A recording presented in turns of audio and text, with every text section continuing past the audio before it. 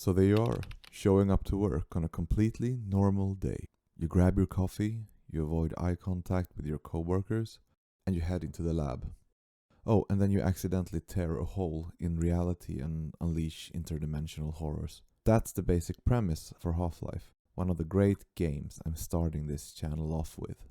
Released in 1998, this game created a fundamental idea of what shooters should look like. But why is Half-Life still considered one of the greatest games ever made? Is it the storytelling? The gameplay? I'm sure it's not this guy. So, let's break it down. First off, Half-Life didn't tell its story the way other games did at the time. No long cutscenes, no dramatic pauses where your character suddenly becomes chatty. In fact, Gordon Freeman, the main character, never says a single word, which I happen to like. Which is honestly relatable. If I caused a catastrophic resonance cascade, I'd probably stay quiet too, just chill. Instead, the story unfolds around you. Scientists panic, security guards try their best and fail spectacularly, and everything spirals out of control in real time. You're not watching the story, you're trapped inside the story. Which is honestly a brilliant way of telling it, the way Half-Life is doing it. And fun fact, the developers intentionally did not implement traditional cutscenes to keep players immersed, which means every terrifying moment, you're fully present for it.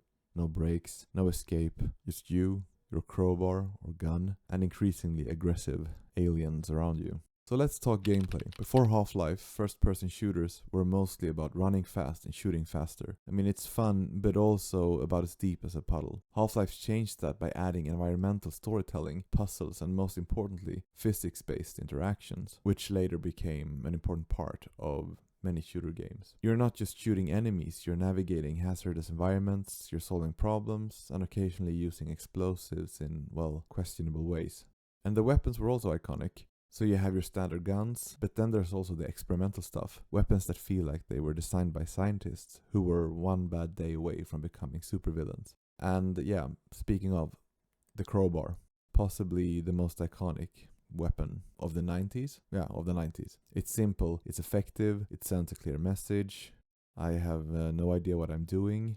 I will probably die here. But yeah, I will die here. Now, the enemies in Half-Life deserve their own shout-out. The alien creatures are terrifying enough. Headcrabs that turn into zombies, for example, which is, that's like a nightmare. But the real stars, those were the human soldiers. These guys, they didn't just run at you, they coordinated, they flanked you, threw grenades, they spoke shit about you, and they actively tried to outsmart you. In 98? That was groundbreaking, which means for the first time, players experienced the horrifying realization that the enemy might actually be smarter than them.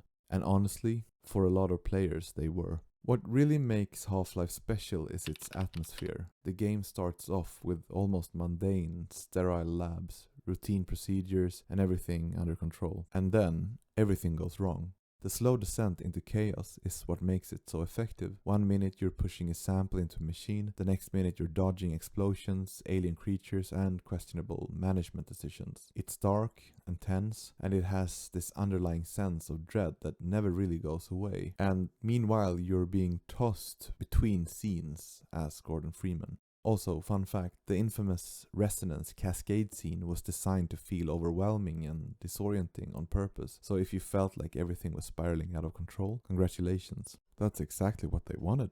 And then there's the legacy. Half-Life didn't just influence games, it redefined what storytelling in games could be. It inspired countless developers and set a new standard for immersion.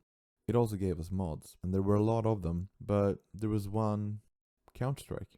So Half-Life didn't just succeed, it launched an entire gaming scene while it was at it. Pretty casual. At the end of the day, Half-Life is a great game because it trusts the player and it doesn't hold your hand, it just throws you into a disaster.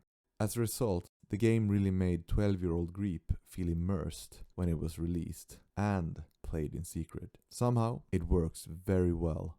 It's immersive, innovative for its time, creative, and just the right amount of chaotic. Also, it taught an important life lesson. If your boss asks you to push a mysterious crystal into a machine that could destabilize reality, do it. Yeah, you should really do it.